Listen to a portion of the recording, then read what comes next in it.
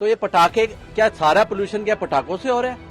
ये जो फैक्ट्रियां चल रही हैं, जो ट्रक एंटर होते हैं रात को, जो है लाखों ट्रक अंदर आते हैं दिल्ली में, आप ग्रीन टैक्स लगा के उसका पोल्यूशन फ्री कर देते हो उसको। आज आप कह रहे हो ऑनलाइन शराब बिकेगी जी, ठेके और खुलवाएंगे, प्राइवेट ठेके करवाएंगे, भाई उसमें कमाई हो रही है आपको। मुझे लग रहा है कि आपको कमाई जो है पटाखे वाले कम दे रहे हैं, इसलिए आप इसको बार बार बैन कर रहे हो। नमस्कार, आप देख रहे हैं दिल्ली तक। मैं हूं आपके साथ अनुराधा तंवर। त्योहारों का सीजन जैसे जैसे नजदीक आ रहा है, वैसे वैसे सरकार की ओर से, तमाम एजेंसियों की ओर से एसओपीज जारी की जा रही हैं, गाइडलाइंस जारी की जा रहे हैं और नए नए ऐलान हो रहे हैं। अभी हाल ही में आपको याद होगा 15 सितंबर को दिल्ली के मुख्यमंत्री अरविंद केजरीवाल ने एक अनाउंसमेंट की थी और अनाउंसमेंट में उन्होंने ये कहा था कि इस बार भी दीपावली पर पटाखों पर बैन रहेगा। किसी भी तरह के पटाखों की बिक्री नहीं होगी, ना ही खरीदारी होगी, ना ही बिक्री होगी। पूरी तरीके से प्रदूषण को देखते हुए इस बार भी दीपावली पर पटाखों को बैन किया गया है। इसके बाद आपको बता दें कि दिल्ली पोल्यूशन कंट्रोल कमेटी की रिपोर्ट सामने आई और उसमें भी 1 जनवरी 2022 तक पटाखों की बिक्री और खरीदारी पर पूरी तरीके से प्रतिबंध लगाया गया।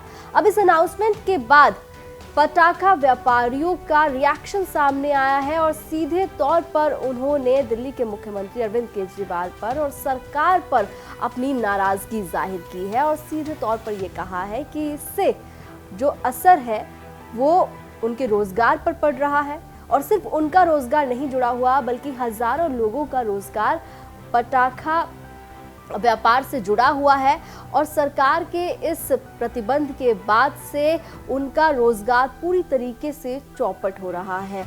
सिर्फ इतना ही नहीं बल्कि आपको बताएं कि जिस तरह से व्यापारियों के रिएक्शन सामने आया उसके बाद सदर बाजार पटाखा संघ के जो सचिव हैं हरजीत सिंह छाबड़ा, उनका बयान भी सामने आया और उन्होंने सीधे तौर पर दिल्ली के मुख्यमंत्री अरविंद केजरीवाल पर निशाना साधते हुए कहा कि एक और सरकार जो है वो पटाखा बिक्री पर बैन लगा रही है और दूसरी ओर शराब की ऑनलाइन डिलीवरी करा रही है।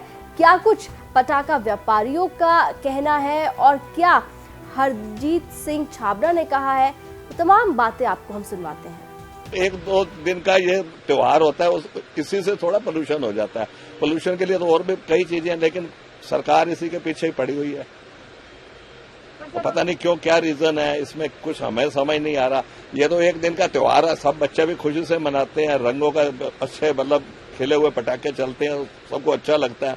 और दिवाली कब से चलती आ रही है पटाखों से, अब बिल्कुल खत्म हो गया है। हमारा रोजगार भी खत्म ही है, हम तो कितना फेस कर रहे हैं हमें मालूम है ना। अब ये देखो, सुप्रीम कोर्ट जब कह रही है कि तुम ग्रीन क्रैकर बेच भी सकते हो, जला भी सकते हो, तो माननीय ये हमारे मुख्यमंत्री जी कैसे बैन कर सकते हैं, मुझे ये समझ में नहीं आई। पोल्यूशन वाले कह रहे हैं जी, उनको कह रहे हैं वो भी बैन कर दो जी। तो ये पटाखे क्या सारा पोल्यूशन क्या पटाखों से हो रहा है? ये जो फैक्ट्रियां चल रही हैं, जो ट्रक एंटर होते हैं रात को, जो है लाखों ट्रक अंदर आते हैं दिल्ली में, आप ग्रीन टैक्स लगा के उसका पोल्यूशन फ्री कर देते हो उसको। आज आप कह रहे हो ऑनलाइन शराब बिकेगी जी, ठेके और खुलवाएंगे, प्राइवेट ठेके करवाएंगे, भाई उसमें कमाई हो रही है आपको। मुझे लग रहा है कि आपको कमाई जो है पटाखे वाले कम दे रहे हैं, इसलिए आप इसको बार बार बैन कर रहे हो। जब ग्रीन क्रैकर आपने बनवाए हैं, उस पर लाखों करोड़ों रुपए हमारे खर्च हो गए हैं मैन्युफैक्चर के जो हैं। आज आपने, मैं कहता हूँ हर्षवर्धन जी ने बकायदा उसमें कहा था कि ये ग्रीन क्रैकर बिल्कुल ओके है। ये अभी जो उनके जो मंत्री जो गोपाल राय जो आए थे यहाँ पर, उन्होंने भी ओके कर दिए थे, उसके बाद बैन कर दिए। मेरी समझ नहीं आ रही क्या कर रहे हैं, क्यों बैन कर रहे हैं। कितना पोल्यूशन है दिल्ली के अंदर, इतना कौन सा पोल्यूशन हो गया है? शराब से लोग मर रहे हैं, नशे से लोग मर रहे हैं, वो आप बैन नहीं कर रहे। और पूरा साल जो लोग शराब पीते हैं उसके ऊपर कोई बैन नहीं है। बीड़ी सिगरेट के ऊपर आप लिख रहे हो कि यह स्वास्थ्य के लिए हानिकारक है, तो वो ओके हो गया। ऐसे ही आप हमारे बम पटाखे के ऊपर लिख दो कि यह स्वास्थ्य के लिए हानिकारक है, बात खत्म हो गई। जिसने जलाना जलाएगा, जिसने नहीं जलाना ना जलाए। तो व्यापारी संघ जो है पूरी तरीके से सरकार के खिलाफ यहाँ पर दिखाई दे रहे हैं और उनका गुस्सा फूटा है सरकार के खिलाफ और सरकार की तमाम नीतियों पर भी सवाल उठाए जा रहे हैं। खासकर जो नई शराब नीति आई है उस पर भी निशाना साधा है और सीधे तौर पर जो एक स्पष्ट बात उनकी तरफ से की गई है वो ये कि जहां पर व्यापारियों को थोड़ी राहत मिलनी चाहिए थी त्योहारों के सीजन में, वहीं पर सरकार की ओर से पटाखों को बैन किया गया है और इस वजह से उनके रोजगार पर बड़ा फर्क पड़ रहा है, घातक असर पड़ रहा है।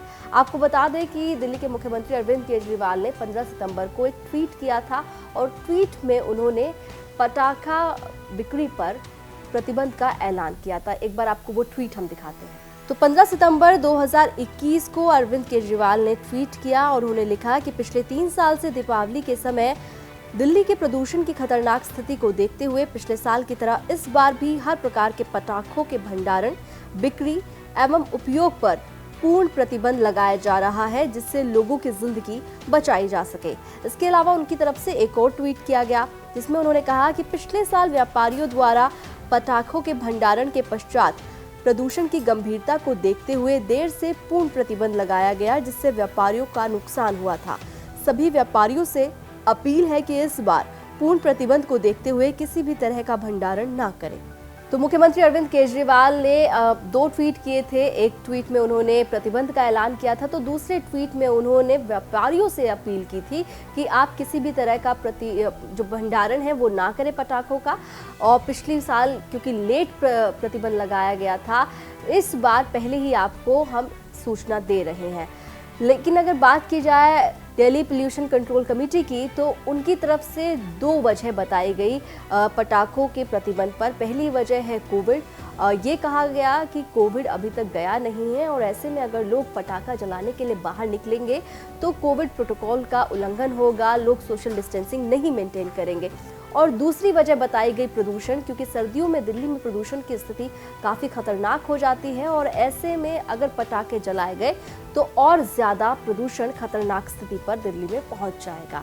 इस वजह से 1 जनवरी 2022 तक पटाखों पर पूरी तरीके से बैन लगाया गया है। लेकिन अब जिस तरह से व्यापारियों का गुस्सा फूटा है, उसके बाद देखना होगा कि सरकार की ओर से क्या उन्हें कोई रियायत मिलती है या फिर नहीं। दिल्ली एनसीआर से जुड़ी तमाम खबरों के लिए आप देखते रहिए दिल्ली तक।